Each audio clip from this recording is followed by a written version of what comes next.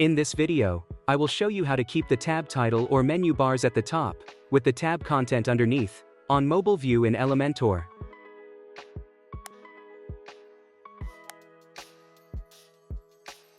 As you can see, in mobile view, the tab content is currently displayed under each menu tab. To adjust this, first make sure you are in the mobile view editor screen. Toggle the additional settings menu. Set the breakpoint to none. Now, the tab content is positioned underneath, and the tab menu is at the top. Currently, the tab menu widths aren't the same.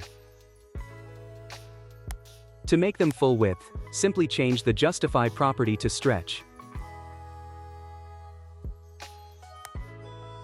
And that's it. Thank you for watching my video.